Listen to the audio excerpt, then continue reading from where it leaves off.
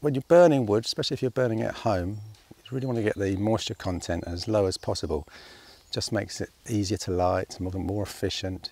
It doesn't creosote up your chimney or anything like that. I always like to get my firewood out there for 2, maybe even 3 seasons, and the bigger the diameter, the longer it's going to take to dry out. But you can see this wood here, there's lots of signs that it's drying out really nicely. I cut this about maybe 3-4 years ago. The bark's coming off, it's all starting to split, and we have had an exceptionally dry spring. So all this stuff is great. It's all going to be cut up and used this winter.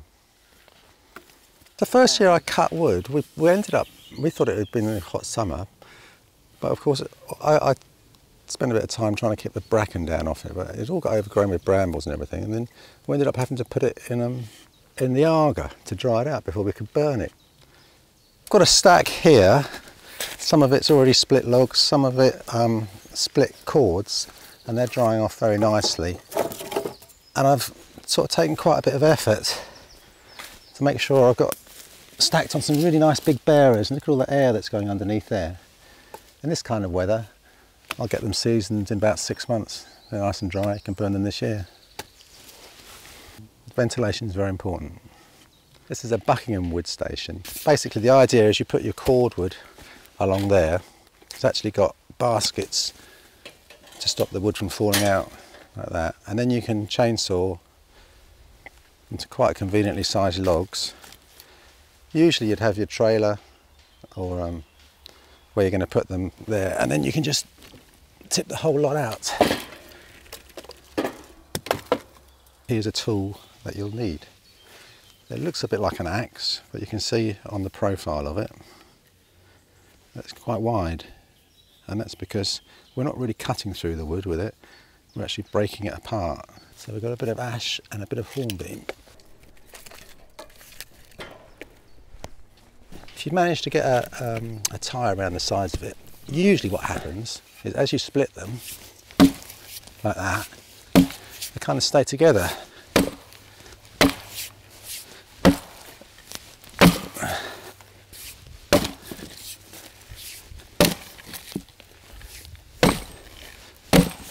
One thing you've got to be a little bit careful of is as you hit a log, say you hit that log, you can catch the bottom of the top of the handle there. And you can just see, if you take a look at that, a lot of them have got collars on them to prevent that. Quite a nice safety feature with using this tyre is that, you know, if you do put your maul in there, it's more likely to stay in there and not sort of, if you've just bounced off, and you could easily catch yourself like that. So not only is it saving your back, it could be saving your legs or whatever from getting smacked by a maul, which you don't really want to be done.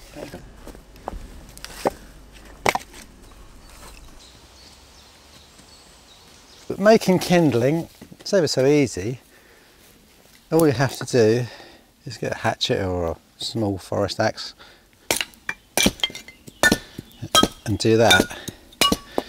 But of course all the time you're getting closer and closer to your fingers, and all your kindling is going on the ground, so you're sort of it's a little bit dangerous doing it like that, and there's a little bit more hard work. So what I've done here is I've taken a log, split it, just chiseled out somewhere I could put an axe head, screwed the whole thing back together again, hit the piece of wood onto the axe instead of the other way around.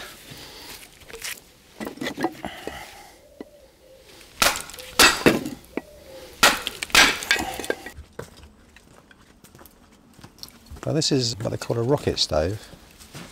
It's basically a chimney, insulated chimney with clay around the top, and that helps the fire burn at a certain temperature. I think it's about 500 or 600 degrees.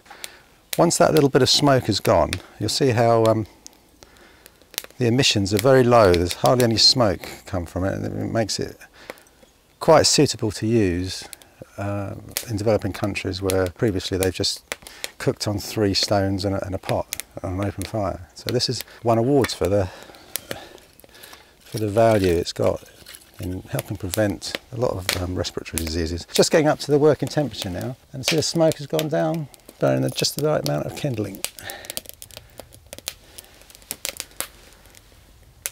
Very efficient, yeah. sometimes when you've boiled your kettle, you don't want to keep on having to feed sticks in. So quite a good idea, part of the versatility of it is you can close everything down. So put all your wood in, close the air up, close all that down, and just drop bits of charcoal in without any air at all, and it'll just still, it'll simmer for maybe an hour, sometimes 2 hours. So that's the versatility of it.